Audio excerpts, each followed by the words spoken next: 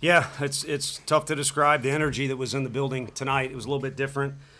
Maybe they listened to Fish, but I don't even know if the numbers were bigger because it was a Monday. But the energy was insane.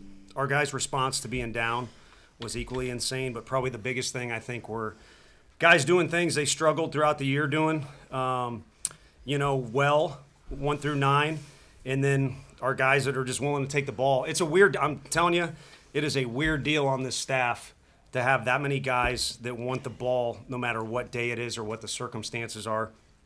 Snead was willing to go 100 pitches today. I feel for the guys that didn't get action because everybody was available. Marcus Phillips, it would have had to be like, I don't know. And even Arv was joking around about being out there. So I know it's in a unique way because, Frank is pretty hard on these guys and he gets results out of it. But there's a lot of trust and a lot of love there between the pitchers and Coach A, and of course there's other people that help out too. So maybe that's got something to do with it, that they want to pitch for the boys and not just themselves, which I greatly appreciate and benefited from today as well. Questions? We'll start with Ben here in the second row and then go to David. Tony, I know you just touched on that, but what did it mean to you for AJ to take the baseball on short rest, Liam take it on short rest? What did you see from them, and what was it like kind of jumping into Liam's arms out there in the outfield afterwards? Yeah, the first part, it was interesting because we just kind of, I'm not a big fan of the shenanigans with the starting pitcher thing. I know they kind of mentioned who would go for them in the presser, but honest answers this weekend. I'd like to hear everyone's opinion. There's a lot of people in this building that help out. Some get paid, some don't. And value everybody's opinion, and then also needed to communicate with guys like who's good to go. And there wasn't anybody that was backing down, and AJ's probably got the most unique circumstances. So, again, it's been a quirky year for him, but we're sitting where we're sitting. He's going to throw again for us, and I think the guys need to give him props for what he did today because, again, it's just been tough. He's had to come back from injury. Last year he did everything for us that he could. And it meant a lot to see him out there. And then Krenzel, again, maybe because he's been around his dad, was absolutely fearless. And we've run Deloy through the ringer this year. And, again, always wants the ball and did a great job. T. Frank was huge in there, too. But jumping into Big Boy's arms was fun and foolish. I'm sure someone won't like it on Twitter or whatever. But, there's a lot of moments where we calm the excitement we have going on. And there's a lot of sacrifice and a lot of hard work. So the boys don't need to be doing anything too crazy tonight. But they need to enjoy it. All kids should enjoy it. You hit a homer 450 feet, 450 feet, it's a new day and age. Maybe you look at it for a second. But anyway, I had fun doing it. I love them. I love these three guys sitting next to me, but they would, the two to my left would agree Liam's a very unique character, and I'm blessed to have him in my life. And Manny just don't say as much to me as these other guys, but I've said it before. Maybe you're not supposed to say this as a coach, but I've told a bunch of people, like Kyle Peterson, he's probably better than all of them. He's just a young pup, so it'll be fun to watch him grow up. But he's taken a lot of pride in his weight, and he wouldn't have been able to hit that ball over the fence the opposite field in the fall. Sorry to skip ahead there. Someone had a question about the homer. Liam, I had a few for you. One, why'd you want the ball so bad tonight? And two, do you have the ball that you finished with in the pocket? Was that what you have? Maybe. And why'd you keep it? Why'd you keep it, and where's it going? Probably to my mom, and just keep it for good memories. First time making it to a super regional with a team. Me and Andrew took, wouldn't say a risk, but like a smart decision entering the transfer portal this year and coming to a spot where we knew we wanted to win. That's all it was about. We wanted to win. We wanted to come to a spot that has won in the past and done great here. So I wanted the ball. I knew I could win for my team and put it all on the line out there tonight. Ryan. Tony, you mentioned Krenzel. How significant was that 1, 2, 3 inning in the fourth inning after kind of the gut punch of not getting as much as I'm sure y'all wanted in the bases loaded opportunity? It reminded me of a couple of his other outings early in the year. ETSU was one. I know it didn't come out the way we wanted. That was the one non-conference game we lost. But they had a great team this year, and he came in and just changed the whole tune. And he did the same thing today. And there's been a couple of them like that. Alabama was like that. Alabama was in there competing, but on day 3 in Tuscaloosa, it was kind of almost like it turned it into a one-sided game when he got out there. So these guys know that have faced them. The two to my left, it's nasty stuff. It's just about him having the presence, that he had today, which he's done it several times. Go to the left with Carlos. Coach Tony, buenas noches. Yeah.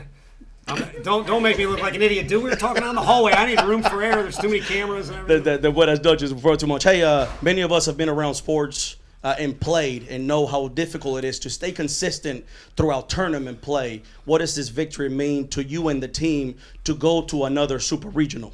Yeah, I think we did it in a different style, and it is just a tournament. We just got done with one in Hoover, and we had a winning record, but it didn't end well. We could have done better there, but I think we learned from it. And then this is a new style for us. We hadn't done it this way at home. It's good to face that adversity a little bit. And there's some magic moments that took place in this building as it's being reconstructed. We're kind of going through some things. But yeah, I like winning in tournaments. Trust me. You name the tournament, it's fun. But also, this is a game based off sample size. And I think it's only fair to judge people. And it's not just this game. Coach Barnes is a phenomenal example. His office not too far from us is, you get into a tournament, crazy things can happen. Like tonight or last night, how many crazy things happened. But to do things that are measurably over a consistent amount of time is something I'm shooting for at a younger age. But props to the coaches that have done that.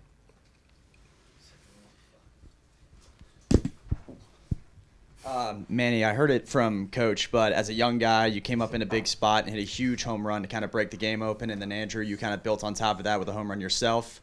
For both you guys, but starting with Manny, how does it feel just to come up huge in that moment? And then, Andrew, to follow it up, how did that feel? I mean, it feels good. It's where I wanted to be, the moment. That's why you come here to Tennessee. And I looked on deck, I looked in the corner of my eye, and Fisher was there just like this. And I knew after his energy was given, it was going to be good. Yeah. Sorry. No, I rarely try to, tinker with the freshmen when they're on the on-deck circle. Like Coach said, they're still pups out there, and they're still figuring it out. But I looked at Manny, and sometimes you never really know what's going through his head because he doesn't really say much. But he just kind of had a little bit of a different presence about him in the on-deck circle. And when he looked at me, he just kind of nodded, and I was like, let's go, let's do this. And then he just got it done, and I lost my mind. I think from that moment, when he hit the ball, to I think Deloy's first out recorded, I just blacked out. Don't remember any of it. So, yeah, just super happy for him. Paige and Mike. Liam, just what was it like having Tony embrace him when he jumped on you and maybe a couple hard punches from him? And then, Andrew, how was the crowd tonight? It was terrible. Just not the guy I wanted to see there. No, it was pretty awesome. Came here to play for that guy. Huge reason why I'm here still, and love him to death. And wouldn't want to play for any other coach. It's been a true treat this year just to be under his presence. The punches were hard. You agree? Nah, you got to work with hot sauce. That was terrible. I was definitely pleased with the crowd tonight. Like Coach said, it's a different kind of atmosphere, and when you got, obviously there's only 9 guys out there on the field, but like Coach said, we got 50 guys willing to put anything on the line to win that game. Guys willing to risk whatever's happening with their arm or whatever, and they're not supposed to be out there in that spot, but we just got literally 50 guys that are the definition of what the sign says up here is I'll give my all for Tennessee. And I was just happy the way the crowd showed up and was behind us, and it really swung some of our momentum. And obviously these guys, they deserve, whether we play here again or not, moving forward for the next season and the season after that, I mean, the crowd should be like that every single time.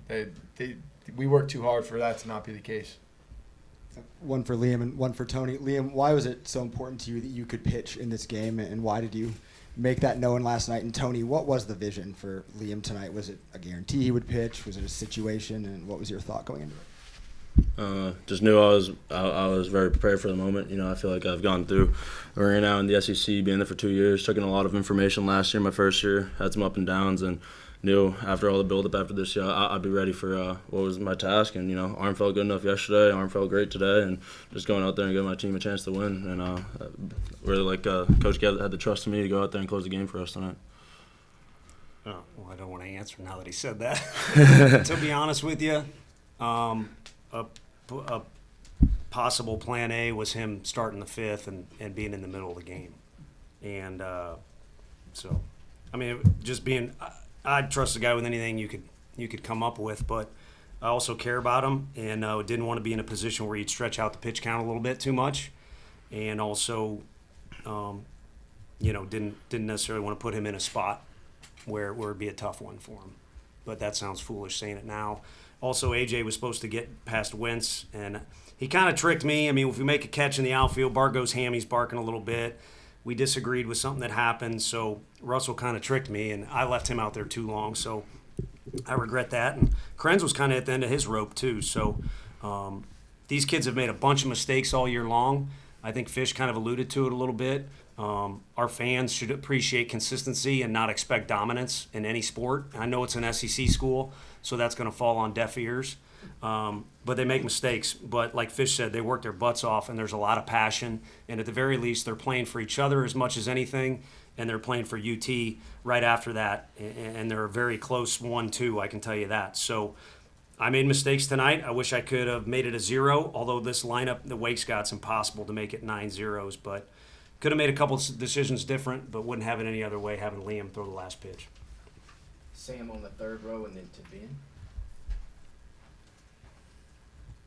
For Andrew, Liam touched on, the risks you guys took coming here. He talked a little bit about it for you, but to go out this way with what he did on the mound, what you've done so far this postseason, just how rewarding is it to go through this with him? Yeah, I don't really know how much of a risk it was, right? Like, I feel very confident making that decision, and I think he did as well. And that was kind of part of our decision. Like, when we both looked at each other and we're trying to go do something together, it just made the most sense to us. We felt great about it, and we're here now and ready for opportunities to come moving forward. What was the second part of your question again? Just how rewarding is it to go through this process with him and Yeah. how you guys played tonight? I mean, he's my best friend. We lived together this year, last year. It's an amazing feeling, and I respect him more than I can describe with words. He like I said, he works really hard, and obviously you guys can see the results out there on the field. He's the best pitcher in the country. There's no one else I'd rather have the ball. Tony, what was the explanation you were given as to why Cannon was ejected? I was kind of wondering if we could post Liam's appearance against Fish when they were freshmen. That's why he's saying he's the best pitcher in the country, because of how that at-bat resulted. I can send it to whoever would like it. But the catcher celebrated the strikeout, as he should. We're in a regional, and Cannon said something back to him, as he should not. But, probably what he said to the catcher is something both dugouts said back and forth to one another the whole night long. So I don't know if it had to do something with a warning being out there or not. But so, I mean, I've sat in here, the Notre Dame game for one, which is relevant. I've sat in here, and I'd like to think these kids would say I've got their back as much as any coach they've been around, but it was foolish. First of all, take your walk, and then, because the ball wasn't close to being a strike, and then have some composure, especially in that situation, playing the scoreboard. But Cannon's always going to err on the side of working hard, if not working too hard, and playing hard, if not playing too hard. So it was a foolish mistake, and to be honest with you, the pot of gold at the end of the rainbow is Stone Lawless is probably up for Teammate of the Year award again 2 years in a row. He got some action, and he deserves it, and he's fully capable back there too. And your initial thoughts on going back to Arkansas? I guess did they win? Yes. Okay. They won last night. So, I mean, not that I didn't expect them to. I mean, I've talked to those guys before all this started, but I didn't know it was complete. When you're in the backyard, at least the neighborhood I grew up in, it was still kind of everybody meets out on the street and you play a bunch of games. And whenever I lost, maybe my dad did it to me, I was kind of a little punk. But I always wanted to, let's run it back. Let's redo it. So at the very least, my first reaction is we want to be playing this time of year, as does anybody that's left. I don't know if any other games are still going on. I haven't followed much of that stuff, but it's a blessing to be playing. And this team has been confident going on the road, but at the very least, they get a chance to redo the thing. For Manny, just watching you this weekend, it felt like you were getting better and better every game, culminating in tonight. So when you look back at this regional experience, what do you think you can take away from it? I think I could take away slowing the game down for sure, and using every advantage that you have, even if it's a timeout, to slow the game down and just help you do what you know you can do. Ryan. Tony, with Manny, Braden, Levi got on base twice. Just what does it say about those guys in that moment as freshmen to play as well as they did? Yeah, well, again, I feel for the guys who didn't get action. We yelled at these guys in the fall. Now, it wasn't these two guys, but we yelled at them in the fall, and the topic of conversation was some of the freshmen were showing less fear or were playing more fearless than some of the older guys. And, Tegan has that unique composure and competitiveness and isn't scared. And Newey certainly does. I don't think that kid's ever been scared of anything in his life. But now this time of year, whether it's the ones you mentioned or the other ones that maybe didn't get credit, they're not really freshmen anymore. I mean, they've had to play through the SEC, and it's hell.